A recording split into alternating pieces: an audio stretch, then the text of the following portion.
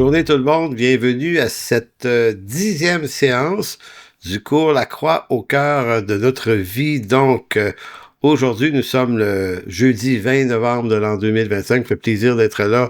Grand merci à tous ceux qui nous suivent, qui nous écrivent, qui nous commentent, qui nous soutiennent également financièrement. C'est une grande bénédiction. Donc, voilà pour cette très courte introduction. Allons-y tout de suite maintenant dans cette séance 10. Je fais toujours une petite rétrospective de la séance précédente. Donc, la semaine dernière, on avait dit ceci. En gros, le Christ ne se rencontre pas ailleurs qu'à la croix où l'étendue de la corruption du cœur de l'homme est mise à nu devant le Dieu qui la met en lumière, mais qui nous lave par son sacrifice aussi. Donc, la croix, c'est à la fois le lieu de notre condamnation et le lieu de notre résurrection. Donc, refuser la pleine lumière qui éclaire la réalité terrifiante de nos ténèbres, c'est refuser l'œuvre du Christ crucifié comme source de pardon et unique chemin, c'est toi qui mène à la vie.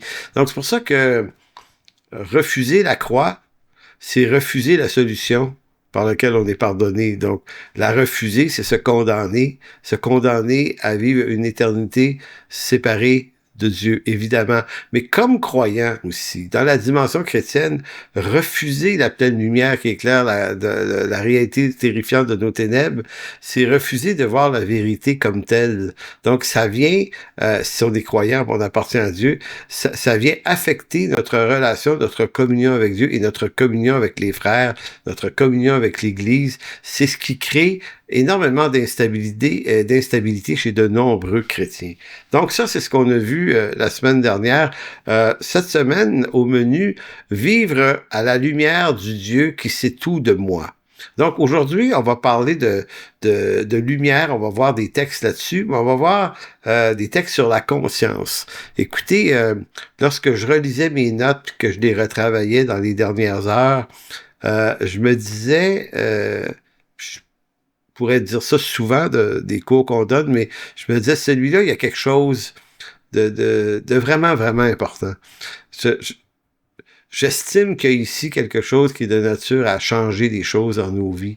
Je parle ici, des fois, pour les croyants, pour qui ça va nulle part, leur vie chrétienne depuis tant d'années, ça tourne en rond, d'échec en réussite, en échec, en colère, en joie immense. Bref, toutes ces instabilités-là, il y a toute une instruction à se donner sur l'importance de la conscience. Donc, cette semaine, on va parler de lumière et de conscience, puis on va poursuivre la semaine prochaine. C'est un sujet qui est extrêmement vaste et riche de délivrance. Je le dirais comme ça. Donc, vivre à la lumière du Dieu qui sait tout de moi. Parce que la réalité, c'est qu'on ne cache rien à Dieu si on a l'impression, si on a la naïveté de penser qu'on peut cacher quelque chose à Dieu. Eh bien non. Lorsqu'on confesse une faute à Dieu, on ne lui apprend pas cette faute. Hein? C'est plutôt nous qui prenons connaissance de notre faute. Lui nous connaît à 100%. Même avant notre propre naissance. Donc, la maturité dans la foi, cette expression-là va revenir beaucoup ce soir. La maturité dans la foi ne procède pas, donc n'est pas un procédé qui relève des compétences académiques et théologiques acquises. Bien que ces compétences académiques et théologiques soient indispensables à celui ou celle qui veut marcher et vivre dans la vérité de l'Évangile. Donc, vous voyez l'idée, là, je suis pas en train de dénigrer les compétences académiques et théologiques, parce que quand on n'en a pas, on a un chemin qui est complètement approximatif et flou. Donc, il nous faut des compétences académiques au sens théologique du terme, si on veut marcher dans la vérité. Mais la maturité de la foi ne procède pas nécessairement de ces compétences. Et on va voir tout à l'heure pourquoi. On pourrait dire également que la maturité dans la foi ne procède pas non plus des compétences pragmatiques acquises. C'est-à-dire les genres de formations qu'on se donne qui peuvent être très utiles,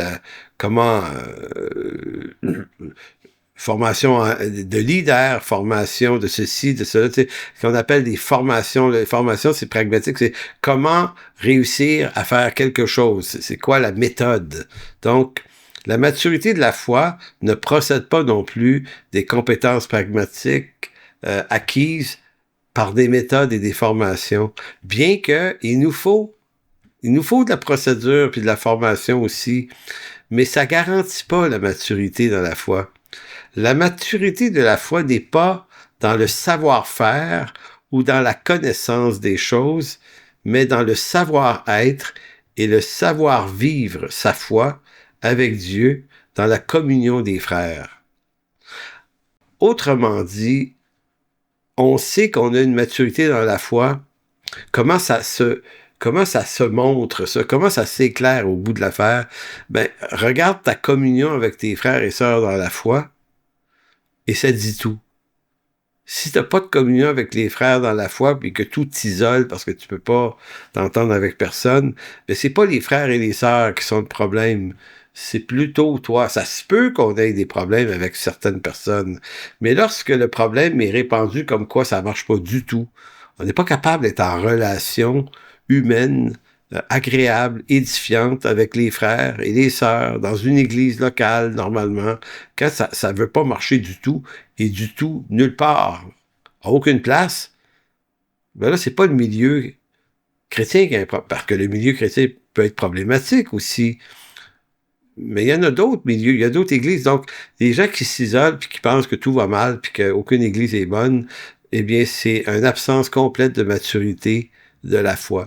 C'est très dur de dire ça, mais c'est ça la réalité. Parce que notre relation avec Dieu se mesure à notre relation avec nos frères et sœurs. Parce que la relation avec Dieu vient réparer des choses qui nous mettent en communion avec les frères. C'est pour ça que l'apôtre Jean, dans sa lettre, va dire, si tu dis que tu aimes Dieu, mais que tu haïs tes frères, ben, t'es un menteur.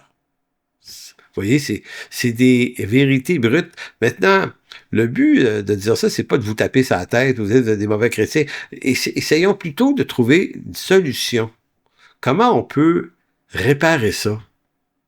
Qu'est-ce qui se passe qu'on voit pas parce que c'est des blind spots qu'on appelle des angles morts qui, des fois, nous échappent. On comprend plus pourquoi on en est rendu là. On se dit, mais comment on sort de ça? C'est pour ça que le sujet d'aujourd'hui, de la semaine prochaine, sur la conscience, pourrait être de très grand secours. Donc, la maturité de la foi procède du fait de laisser la lumière de l'Écriture éclairer tous les recoins de notre cœur, de notre âme, afin d'être amené à avoir une juste perspective de soi-même. Donc, la solution, c'est pas dans le jugement de l'autre, ou des milieux, ou des communautés chrétiennes. C'est d'avoir une juste perspective de soi-même, voir clairement nos propres cœurs. L'idée est fort simple. Il faut cesser de se mentir à soi-même, parce que cette attitude rend impossible une vraie communion avec Dieu. Là, quand je parle de se mentir à soi-même, là, c'est pas absolument toujours conscient, là. Il se peut fort bien qu'on s'en rend pas compte. On se pense dans le vrai. Fait qu'on pense ne pas être en train de se mentir. Mais comment on sait si on se ment à soi-même? Ben, c'est clair. On n'est pas capable d'être en communion avec les frères et les sœurs dans la foi. Tellement un bon indicateur, ça. On s'entend avec personne, on juge tout le monde. C'est pas compliqué, là.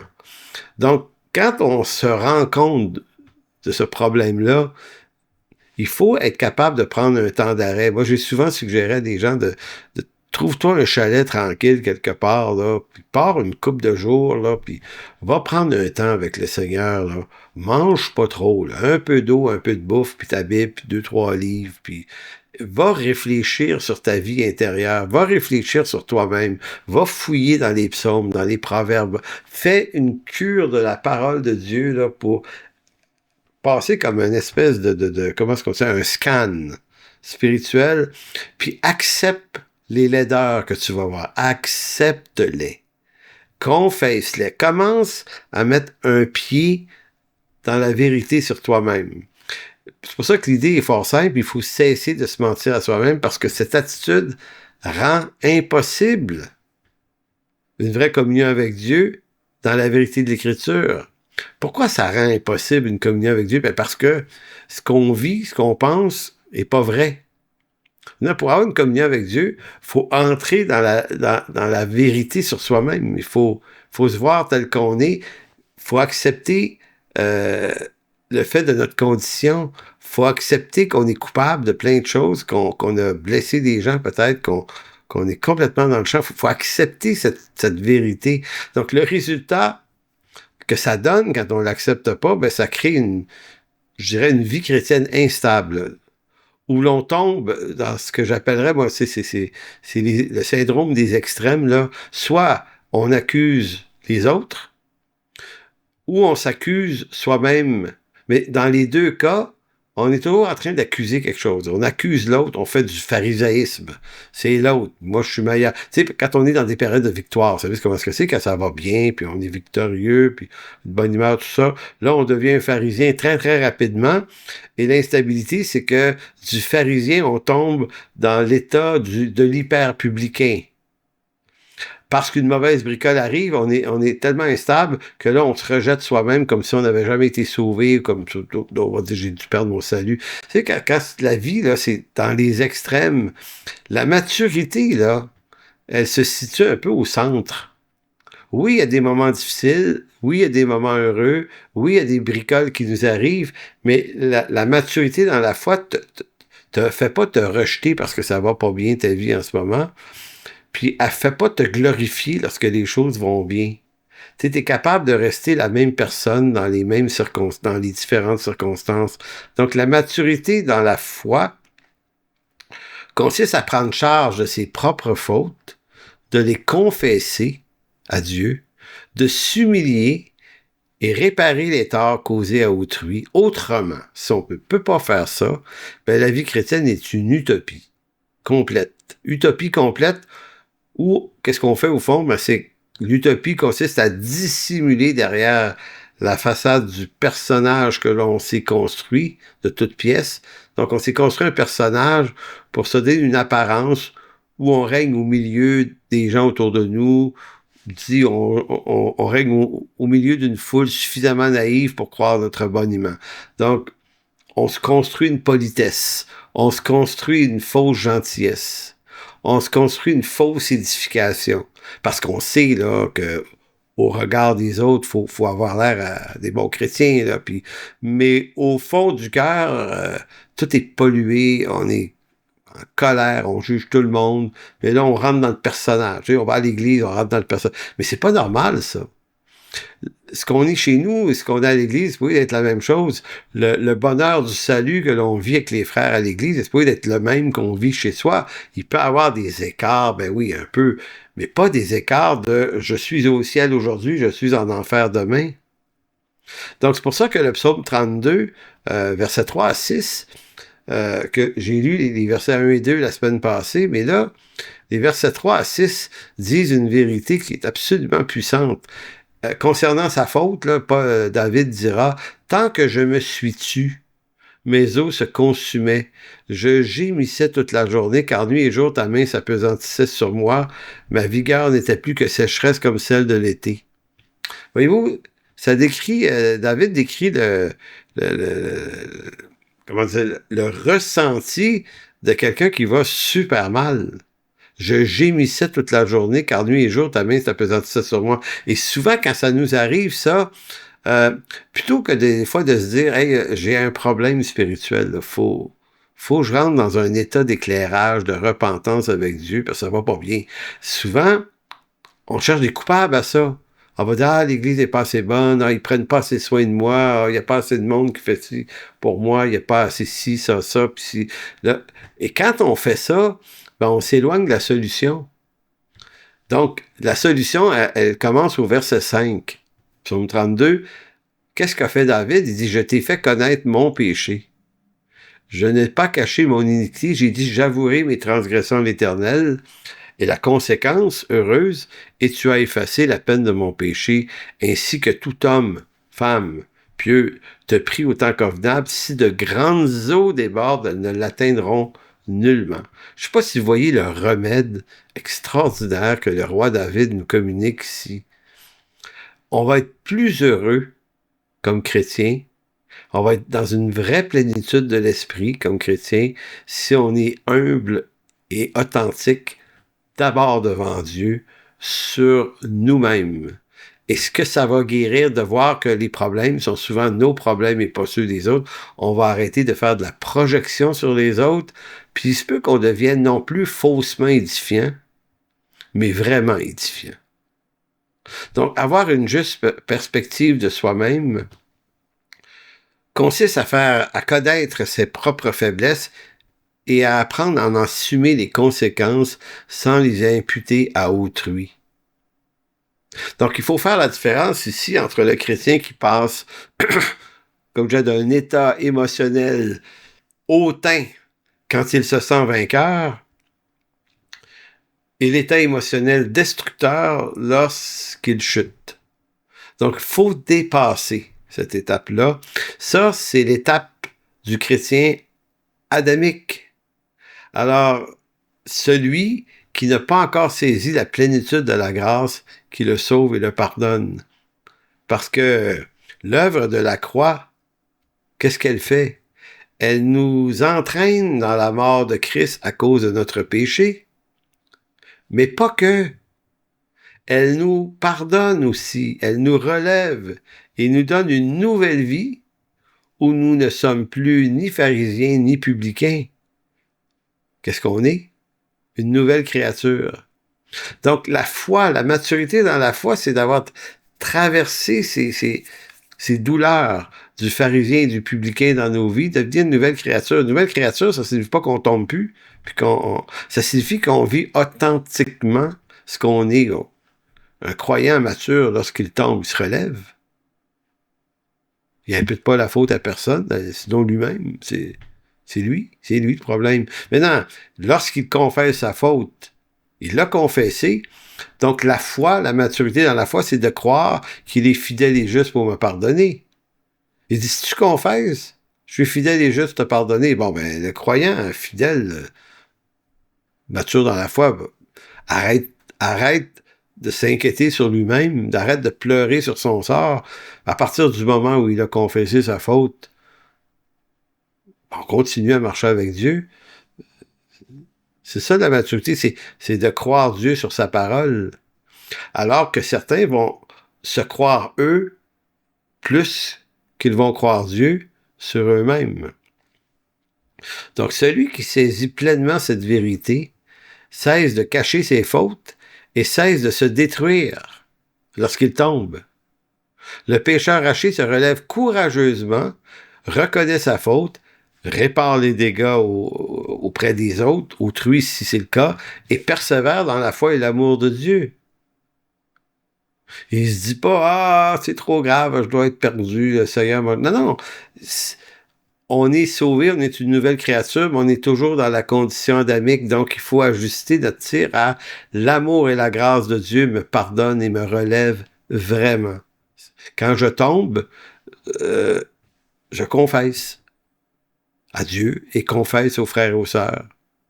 Si je cause un trouble tellement grave qui peut-être m'exclut de l'œuvre du ministère, parce que ça arrive, des pasteurs qui vont commettre un adultère, ben encore une fois, il faut avoir faut savoir le reconnaître, puis dire, ben écoutez, désolé, mais moi, je peux plus être dans l'œuvre, j'ai fait quelque chose qui dépasse le témoignage, la qualité du témoignage qui est dû à une personne qui occupe ce genre de fonction. Il faut marcher dans la vérité. Il faut marcher dans la vérité. Fait que notre échec sera pas à la hauteur de notre péché. Notre échec va être à la hauteur de la négation de notre péché. Donc, c'est pour ça que celui qui saisit pleinement cette vérité cesse de cacher ses fautes et de se détruire. Le pécheur racheté se relève. Courageusement reconnaît sa faute, répare les dégâts, puis persévère dans l'amour de Dieu. C'est ce que l'on appelle avoir une conscience en santé. C'est quoi ça, une conscience en santé? Ben, c'est une conscience qui est capable, en nous, de nous signaler nos manquements. Une conscience dominée maintenant par le Saint-Esprit et la parole, qui nous met sous conviction de péché dès qu'on s'égare. Non pas dans les grossièretés seulement, mais dans les micro-détails où les mensonges refait surface. Parce que on est capable là, de confesser quand on se fait prendre dans une grossièreté, on n'a pas le choix, on est des témoins, tu vois, ouais, excusez. Mais Mais là où la conscience vient travailler, c'est peut-être dans les petits détails qu'on dit, bof.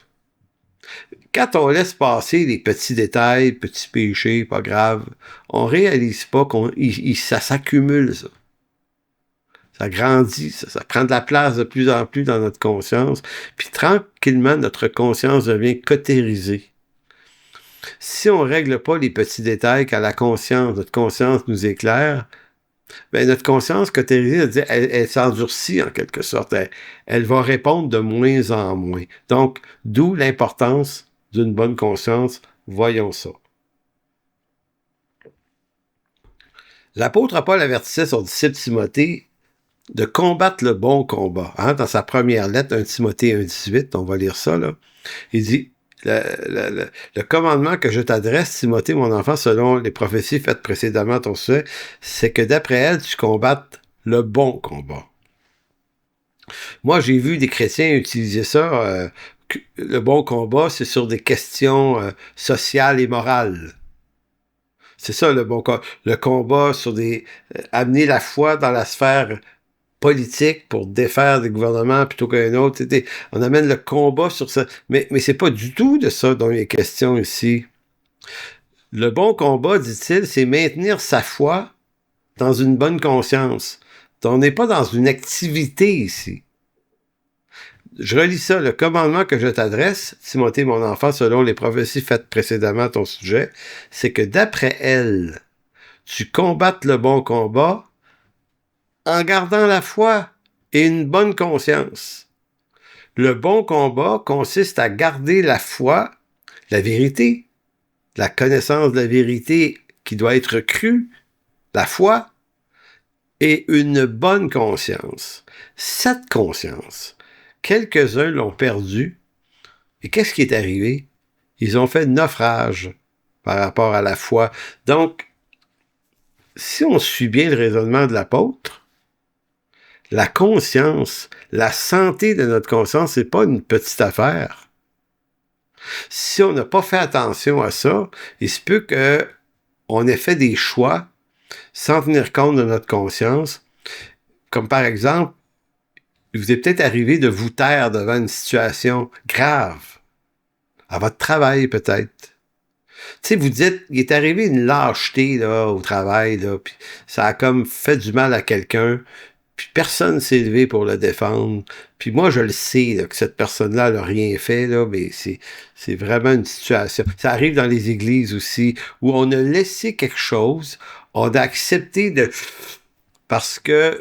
Puis là, je parle pas de petits détails d'administration, comme il y en arrive plein dans les églises, toutes sortes de petites erreurs qui se font, on fait juste s'avertir, c'est correct. Je parle de quelque chose de très, très grave. Et là, on préfère rien dire, parce que on veut préserver quelque chose de nous-mêmes, on veut préserver notre réputation. On se dit, si je parle, là, je vais m'attirer des... Écoutez, là, évidemment, je répète encore, je parle pas ici de créer des discussions autour de détails, de décisions quelconques. On parle de situations très, très graves. Ben, quand on a choisi d'être lâche et de pas se tenir debout, ben, on vient d'affecter durement notre conscience. Et ce que ça fait, ça, c'est qu'elle vient de se durcir. Donc, ça veut dire qu'on est capable d'accepter des mensonges, on est capable d'accepter des faits pas vrais, on est capable de fraterniser avec des trucs pas nets pour des raisons de lâcheté qui nous appartiennent. Et ce qui se produit, et si ça vous est arrivé, vous le savez, ça peut faire 2 ans, 3 ans, 10 ans, 15 ans, puis ça bouille encore un petit peu, cette affaire-là. Vous le savez très bien que vous auriez dû agir, vous l'avez pas fait. Ben, votre conscience est affectée. Vous vous en sortirez pas à moins de réouvrir l'affaire, puis d'en parler, puis d'exposer, de vous défaire de la mauvaise conscience. Pourquoi? Parce qu'une bonne conscience, c'est un garde-fou. Je dirais que c'est le garde-fou du chrétien en ce qu'elle ne permet pas le mensonge, la lâcheté, l'égarement et toutes ces choses. La bonne conscience avertit, elle éveille la conviction du péché, de telle sorte que le chrétien se maintient en bonne santé spirituelle. Donc la conscience, là, c'est comme les yeux de l'âme sur les situations. C'est comme l'affaire qui analyse les situations puis qui laisse pas tout passer, qui se dit non, ça faut, non, on peut pas laisser passer telle chose. Si je parle, il y a un risque que je perde ma job, il y a un risque que ceci, il y a un risque que cela, mais ma conscience vaut plus cher que ma job, mettons. Donc, ce n'est pas d'abord une hérésie. C'est qu'est-ce qui vient fausser notre conscience ou qu'est-ce qui vient l'affecter? C'est pas une hérésie ou une fausse doctrine qui est le point de départ de l'égarement du croyant. Et là, c'est intéressant, là. On se dit, il y a des gens qui se sont fait avoir par des hérésies, des fausses doctrines, puis qui ont fait naufrage par rapport à la foi. Effectivement, ça arrive, malheureusement. Mais c'est pas le point de départ du naufrage, c'est pas l'hérésie et la fausse doctrine. Le naufrage de la conscience, c'est plutôt le naufrage de la conscience. Bon, je répète ça là, pour mettre ça clair. Ce n'est pas une hérésie ou une doctrine qui cause le naufrage d'un croyant dans la foi. C'est plutôt le naufrage de sa conscience qui laisse entrer des fausses doctrines pour justifier des égarements. En d'autres mots, le naufrage de la foi est causé par le naufrage de la bonne conscience. Et ça, j'ai vu ça à maintes reprises. Un croyant qui se laisse gagner par des mensonges, des trucs cachés, toute affaire de même, finit par devenir gonflé de ça. Puis à un moment donné, il faut qu'il se donne des doctrines pour le justifier. C'est comme ça. Donc, on va tordre un peu le sens de l'Écriture, ou on va essayer de faire dire à l'Écriture des choses qu'elle ne dit pas, mais que si elle le disait, ça nous justifierait d'être comme on est.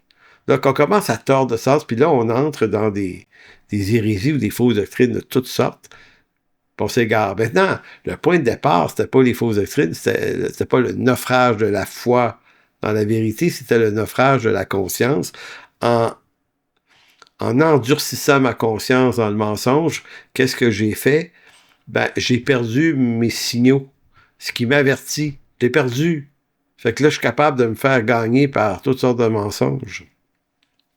La perspective réformée, qui est très importante, que j'aime beaucoup, sur la conscience, c'est ceci. Dans la perspective réformée, la conscience est vue comme un don de Dieu qui agit comme un témoin moral intérieur, éclairé par la parole et le Saint-Esprit, et soumis à l'autorité de Dieu. Donc, c'est comme si l'homme possède naturellement déjà une conscience. Les gens du monde qui connaissent pas la parole ont une conscience du bien et du mal. Maintenant, cette conscience du bien et du mal est nourrie par quelle information? Ben, par une information naturelle, évidemment. Donc, c'est ce qui conduit des gens à croire le bien mal, puis le mal bien, ce qui est une abomination. Donc, leur conscience va tout simplement,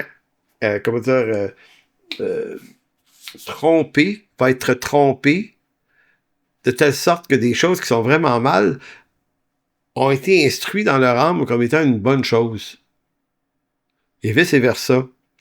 Maintenant, le croyant, lui, sa conscience, elle est renouvelée. C'est pas parfait, parce qu'il reste toujours sujet à la condition pécheresse, mais elle est comme don de Dieu, oui, mais pour le croyant, elle est nourrie, éclairée maintenant par la parole. Donc, il lui faut la parole pour distinguer bien mal à partir de l'information de l'Écriture et non plus une information morale qui relève de son éducation sociale, son milieu.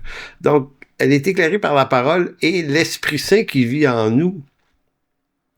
Donc, ça devient une conscience renouvelée. Le mot synedésis, qui est le mot conscience, utilisé dans le Nouveau Testament, signifie littéralement savoir avec ou co-connaissance. C'est intéressant, savoir avec ou co-connaissance. Ce mot désigne la capacité de l'homme à porter un jugement moral sur ses propres pensées et ses propres actions. C'est comme si, et c'est là que l'idée de la co-connaissance et du savoir avec, là, ces deux expressions-là deviennent importantes parce que c'est comme si Dieu donne à l'homme le pouvoir de se juger lui-même.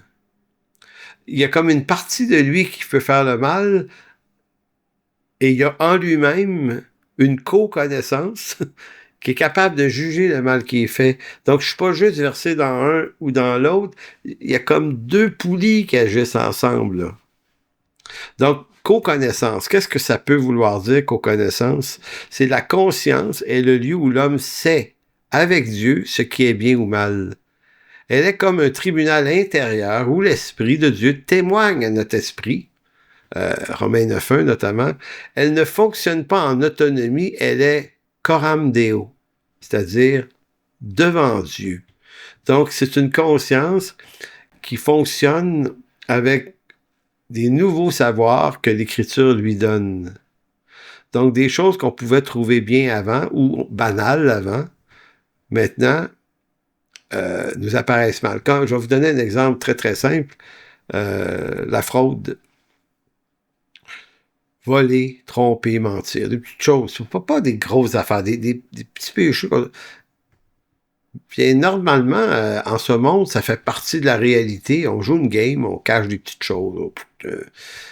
Mais le croyant, lui, sa conscience, nourrie par la parole qui lui dit ce qui est bien et mal, qui installe ça, et le Saint-Esprit qui rend ça vivant, fait que là, c'est difficile, là.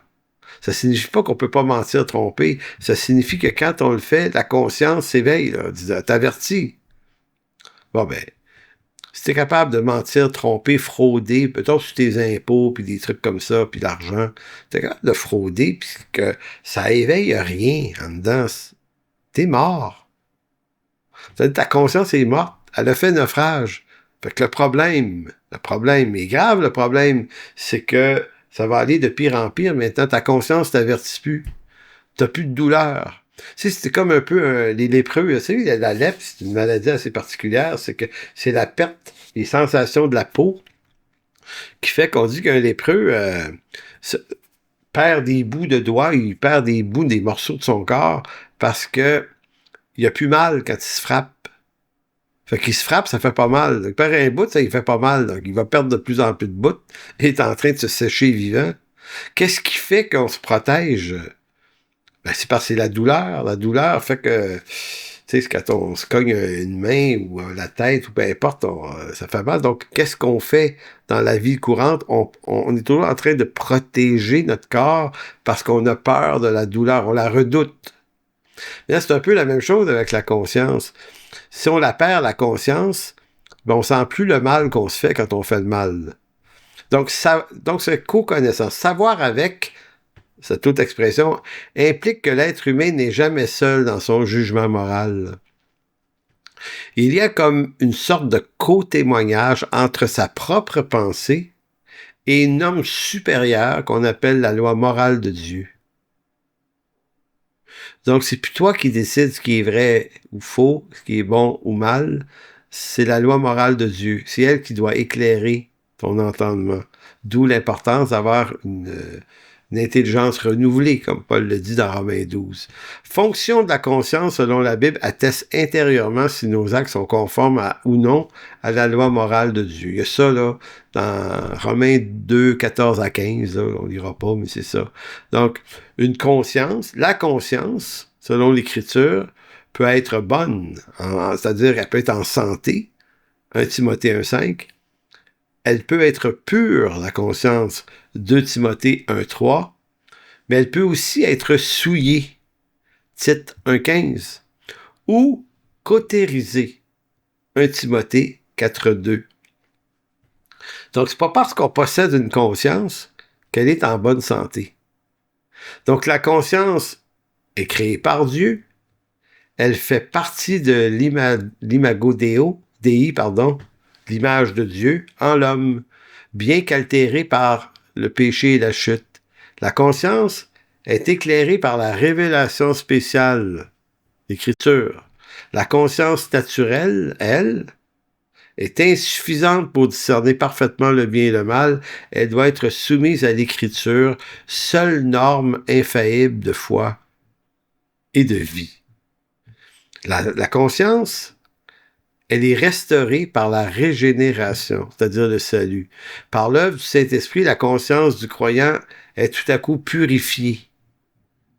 Hébreux 9, 14. Et rendue sensible à la volonté de Dieu. Donc, c'est pour ça que, quelquefois, comme croyant, si ça fait longtemps qu'on est sauvé, puis qu'on a un paquet de troubles, d'instabilité, puis de trucs, puis on se rend compte qu'on s'est laissé gagner par la facilité du mensonge, puis la tromperie, puis là, on navigue dans quelque chose qui n'a plus de sens, ben ça prend un petit temps d'arrêt. Un jeûne, peut-être. Un temps là où on se concentre, on revient à l'Écriture, une repentance, une heureuse repentance, mais pas que. Il faut qu'elle soit éclairée par quelque chose d'extérieur à nous, l'Écriture. Dans ce temps-là, les proverbes, les psaumes sont des excellents livres de l'Écriture. Une foi mature est le fruit de celui, ou dans la vie de celui qui cesse de se mentir à lui-même. Parce qu'il sait que cette attitude ne le mène nulle part. Il sait que Dieu le connaît dans les moindres détails de sa personne. Il comprend enfin que la vraie communion avec Dieu débute par une bonne conscience. C'est important, ça. Il sait que Dieu le connaît dans les moindres détails de sa personne. Il comprend enfin que la vraie communion avec Dieu débute par une bonne conscience. Écoutez ce texte du psaume 139, psaume 139, verset 1. « Éternel, tu me sondes et tu me connais. Tu sais quand je m'assis, quand je me lève, tu pénètres de loin ma pensée, tu sais quand je marche et quand je me couche, et tu pénètres toutes mes voies. » C'est quelque chose. Quand la parole n'est pas sur ma langue, que déjà l'Éternel, tu la connais entièrement, tu m'entoures par devant et par derrière, ou par derrière et par devant, et tu mets ta main sur moi. Une science aussi merveilleuse est au-dessus de ma portée, elle est trop élevée pour que je puisse la saisir. Où irai-je loin de ton esprit, et où fuirai-je loin de ta face? Si je monte aux cieux, tu y es. Si je me couche au séjour des morts, t'y voilà. Si je prends les ailes de l'aurore et que j'aille habiter à l'extrémité de la mer, là aussi ta main me conduira, et ta droite me saisira. Si je dis, au moins les ténèbres me couvriront, la nuit devient lumière autour de moi.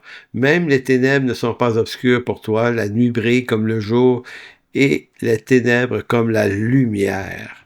Écoutez, c'est incroyable. Psaume 139, 1 à 12. Ça nous ramène à un état d'humilité devant Dieu en disant, mais pourquoi cacher mes transgressions? Pourquoi pas avoir une vie avec Dieu qui est limpide? Parce que de toute façon, il le sait. Fait qu'aussi bien jouer franc jeu avec le Seigneur et être capable d'absorber comment vous dites, nos faiblesses, nos lacunes, les comprendre, les connaître, les reconnaître, les confesser, entrer dans une relation avec Dieu qui est vraie. On ne peut rien cacher à Dieu parce que dès lors que nous lui confessons notre faute, ce n'est pas Dieu qui en prend connaissance ou qui prend connaissance de cette faute, mais nous qui prenons pleinement conscience de la gravité de la faute. C'est en exprimant à Dieu notre douleur d'avoir une fois de plus fait ce qui est mal à ses yeux que l'heureuse repentance prend enfin forme. Donc pourquoi confesser nos fautes? Comme je dis, on ne peut pas les apprendre à Dieu, il les connaît. Donc à quoi ça sert de les confesser? Ça nous sert à nous qui, en les exprimant, prenons la mesure de toute sa laideur. Quand on confesse pas, on esquive. Ça endurcit la conscience. Mais quand on confesse, ça rend notre conscience la réalité de la gravité de la faute. Donc, il y a une douleur qui fait du bien. Je ne sais pas comment le dire autrement. Cette douleur de la reconnaissance de la faute devient l'onguent qui vient soulager la faute ou la culpabilité. Vous savez, l'apôtre Jean a exprimé une vérité phénoménale. 1 Jean 1, 5 à 9. 1 Jean, sa première lettre, là, 1 Jean 1, verset 5 à 9. Moi, c'est un des versets, des passages de l'Écriture qui m'a très longtemps de ça. J'étais jeune à la fois, qui a été l'objet d'une délivrance pour moi. Parce que j'avais l'impression que, quand on est jeune, on ne le sait pas encore, je n'avais pas compris que Dieu voit tout. Fait qu'on essaie de cacher des choses. Puis à un moment donné, voici ce que Jean va dire, version sommaire, 1 Jean 1, 5 à 9. Il va dire, voici le message que nous avons entendu de Jésus-Christ et que nous vous annonçons. Dieu est lumière, il n'y a aucune trace de ténèbres en lui. Si nous prétendons être en communion avec lui tout en vivant dans les ténèbres, nous sommes des menteurs et nous n'agissons pas comme la vérité l'exige de nous. Mais si nous vivons dans la lumière, tout comme Dieu lui-même est dans la lumière, alors nous sommes en communion les uns avec les autres. Et parce que Jésus, son Fils, a versé son sang, nous sommes purifiés de tout péché. J'attire votre attention que moi, l'image qui m'était venue il y a très longtemps de ça, sur ce texte-là, c'était que quand j'avais 13 ans, 14 ans environ, mes parents avaient acheté une maison à Montréal sur la rue Cousineau, une vieille maison. Puis le sous-sol n'était pas fini, c'était sur de la terre battante, de la terre battue, puis c'était... Puis quand on est allé visiter la cave, le sous-sol en fait, la lumière était fermée, fait qu'on voyait les fenêtres du fond, mais on voyait pas ce qu'il y avait entre nous et les fenêtres du fond. Quand mon père il n'y avait plus de lumière parce que les lampes étaient brûlées au sous-sol, bon, avec une flashlight, une lampe de poche, quand on a allumé ça, on a vu un champ de toiles d'araignée énorme qui couvrait une partie du sous-sol. C'était affreux. Si on s'était mis à marcher dans ça, sans ouvrir de lampe, ça aurait été l'horreur des araignées puis des fils, vous imaginez la scène. Mais parce qu'on a ouvert la lumière, on a vu.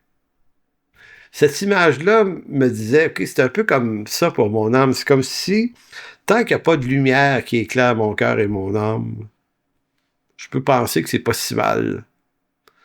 Mais quand Dieu injecte sa lumière dans nos cœurs, c'est là qu'on voit les toiles d'araignée qui sont là, puis toute la cochonnerie, les folies qui sont là. Et Jean nous dit, mais c'est une très bonne chose. Pourquoi? Parce que ça vous délivre de vous laisser mettre en lumière.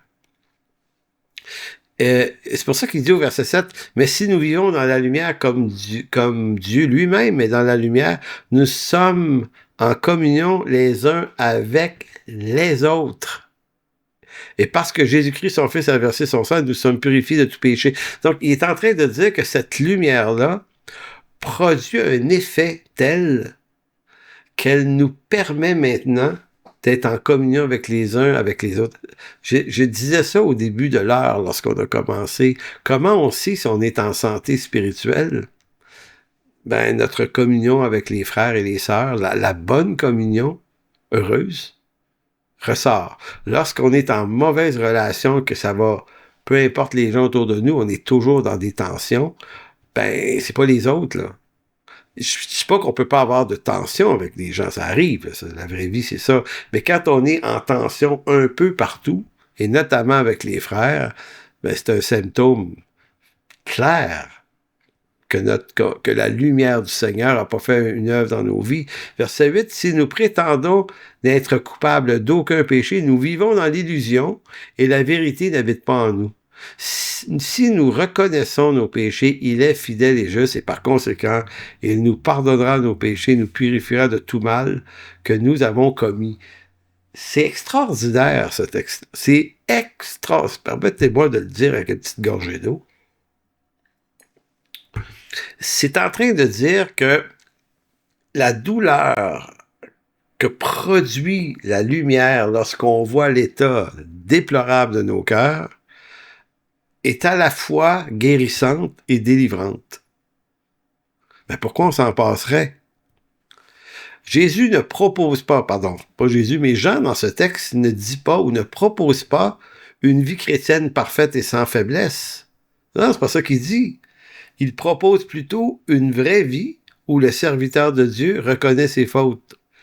Ne pas vivre dans les ténèbres, en d'autres mots, vivre dans les ténèbres, c'est nier les faits de notre condition, alors que vivre dans la lumière, c'est reconnaître nos ténèbres.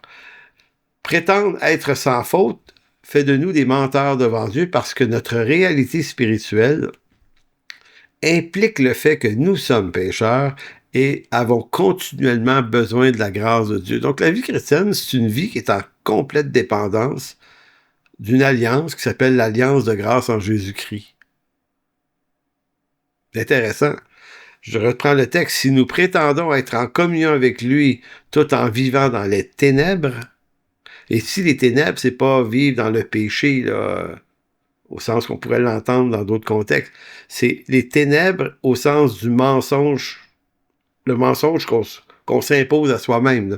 Donc, si nous prétendons être en communion avec lui tout en vivant dans les ténèbres, nous sommes des menteurs et nous n'agissons pas comme la vérité l'exige de nous. Donc, en d'autres mots, vivre dans les ténèbres n'est pas associé à notre état pécheur, mais à la prétention de ne pas être si pécheur que cela. Vivre dans la lumière, par contre, c'est vivre dans la réalité du vrai pécheur qu'on est. Et c'est apprendre à dépendre du pardon. Donc, en d'autres mots, la grâce la plus puissante que vous pouvez obtenir, c'est la vraie grâce pour le vrai pécheur que vous êtes. Verset 7, il va répéter, puis là je relis des parties de texte, mais si nous vivons dans la lumière comme il est lumière dans la lumière, nous sommes en communion les uns avec les autres. Donc, vivre dans la réalité que nous sommes pécheurs restaure notre communion, non seulement avec Dieu, évidemment, mais avec nos semblables. Pourquoi? Pourquoi ça? Parce que Jésus, son Fils, a versé son sang pour nous purifier de tout péché. Donc, ça me restaure à la communion avec mes semblables parce que je suis pardonné et que je vis avec des semblables qui le sont aussi. Donc, on arrête de se taper sa tête. On apprend à s'édifier, s'encourager parce que notre difficulté est la même. Donc, qu'est-ce qu'on a besoin, entre frères et sœurs, de s'encourager?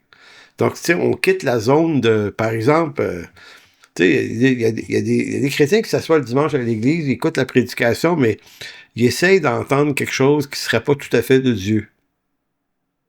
Ils sont pas en train d'entendre pour recevoir quelque chose, une instruction. Ils sont toujours dans l'examen de la chose. Ça signifie que tu ne vis rien avec Dieu. Tu n'es pas en train d'entendre pour recevoir, tu es en train d'entendre pour peut-être critiquer. Tu es toujours en train de chercher l'angle d'attaque que ça pourrait me donner. Là. Puis, c'est pas la vie chrétienne, ça. Ça, c'est la vie païenne. Vivre dans la réalité que nous sommes pécheurs restaure notre communion à nos semblables. Celui qui se croit plutôt sans faute et qui ne sait pas les reconnaître vit dans les ténèbres alors que celui qui reconnaît ces ténèbres vit dans la lumière. Je l'aime, cette phrase-là. Celui qui se croit sans faute et qui ne sait pas, parce qu'il ne sait pas les reconnaître, vit dans les ténèbres alors que celui qui reconnaît ces ténèbres vit dans la lumière. Vous savez, se croire sans faute, c'est du domaine de l'instabilité spirituelle. Quelqu'un qui se croit sans faute est quelqu'un qui, dans quelques jours, va se croire avec toutes les fautes. C'est toujours le up and down. C'est pas habiter la terre du milieu, là, où t'es juste pardonné, purifié, justifié. Quand tu fautes, tu le confesses. Si tu as blessé quelqu'un, tu répares. C'est la vie heureuse. C'est comme ça. Cette lumière du Christ que Jean nous partage dans 1 Jean, chapitre 1, versets 5 à 9, est porteuse de 4 actions bénéfiques. 1. Cette lumière dévoile et éclaire notre péché. 2. Cette lumière nous lave de notre péché. 3. Cette lumière maintient et alimente notre vraie relation avec Dieu. Et 4. Cette lumière restaure notre relation avec nos semblables. Donc, c'est un exercice de piété qui nous est terriblement avantageux. C'est un exercice de piété indispensable que de laisser la lumière de l'Évangile mettre en lumière nos cœurs mauvais, car c'est là que naît l'expérience réelle du pardon de Dieu et ensuite la restauration des relations humaines significatives. Parce que le pécheur qui se sait pardonner et aimé de Dieu ne cherche plus la confrontation avec ses frères, mais il apprécie la joie et la paix que lui procure la grâce de Dieu. Évidemment, on n'est pas en train ici de plaider le silence devant les grandes injustices, c'est pas de ça qu'on se parle. Il y a des situations qui nécessitent un examen de la situation. Les anciens ont un rôle dans l'Église. Ils peuvent reprendre, ils peuvent censurer également, ils peuvent établir une discipline. C'est pas l'amour de Dieu qui rend aveugle contre le mal. Non, non. Mais c'est d'abord et avant tout de rechercher la paix avec tous. C'est extrêmement important. Quand il arrivera des circonstances qui nécessitent une implication, ben, on laissera ceux qui dans l'Église ont raison de le faire. Donc, quand on forme, c'est ma conclusion, là, quand on forme des disciples, c'est quoi la formation de disciples? Souvent, on a tendance, on va les former en vue d'acquérir des compétences académiques et théologiques, et oui, il le faut. C'est d'abord comprendre la doctrine, la saine doctrine, comprendre les rudiments de la saine doctrine de l'Ancien et Nouveau Testament, tous les liens entre les deux, avoir une théologie qui fait qu'on comprend de mieux en mieux le dessein de Dieu dans l'Écriture, non pas selon notre interprétation, mais selon ce que l'Écriture en dit. Donc, former un disciple, c'est lui apprendre ça. C'est peut-être aussi lui donner, le former et acquérir des compétences. Ben oui, apprendre à enseigner, à prêcher, ça s'apprend. Hein? C'est apprendre la compétence d'interprétation d'écriture, l'herméneutique, ça s'apprend. Il y a plein de choses qu'on peut apprendre. On parle de formation, mais que ce soit les compétences académiques, théologiques ou les compétences pratiques, ces deux choses-là ne seront jamais plus importantes que la formation à la piété et à la droiture du cœur prévaut sur tout le reste. Donc, si on ne forme les gens que dans la connaissance et le pragmatisme, mais qu'on ne les forme pas à la piété, on vient de passer à côté, ça ne fera jamais un bon pasteur ou un ancien ou un disciple. Ça va faire une personne qui connaît des choses, beaucoup, et qui sait comment les appliquer. Mais la sagesse de la piété, elle, et j'ose le dire là, parce que ça saute aux yeux, la piété est absente aujourd'hui. On n'en veut plus, on ne forme pas les gens à ça. On ne forme pas les gens à garder leur conscience en santé. Non, on n'est pas dans ça. On est dans le pragmatisme qui veut gagner du terrain puis se rendre de plus en plus efficace en plein de domaines. Donc, l'humilité n'est pas une option parmi tant d'autres pour le chrétien selon l'Écriture. Elle est le fruit qui, en toute finalité, montre la vraie progression de la foi chez un simple disciple, mais un disciple accompli. On termine par la lecture d'un court passage de 1 Timothée 4,12 qui montre toute l'importance. Paul, quand il va vouloir dire à son disciple, là, efforce-toi, il ne dit pas efforce-toi d'être extrêmement capable, efforce-toi de connaître plein de... Non, il dit que personne ne te méprise pour ton jeune âge, la version Sommaire, mais efforce-toi d'être un modèle pour les croyants, par tes paroles, ta conduite, ton amour, ta foi et ta pureté. Par tes paroles, ta conduite, ton amour, ta foi et ta pureté. Quand on forme un disciple, comme Paul formait Timothée, on va lui apprendre de la méthode, oui. On va lui apprendre de la saine doctrine, oui. Mais il faut que ça mène à être un modèle dans ses paroles, sa conduite, son amour, sa foi et sa pureté. Sinon, ben, on n'a rien formé, on n'a formé personne. On a peut-être formé un futur pharisien ou quelqu'un qui va faire naufrage par rapport à la foi parce que sa conscience n'est pas sollicitée dans tout le problème, ou elle ne l'est pas, ou elle l'est très peu.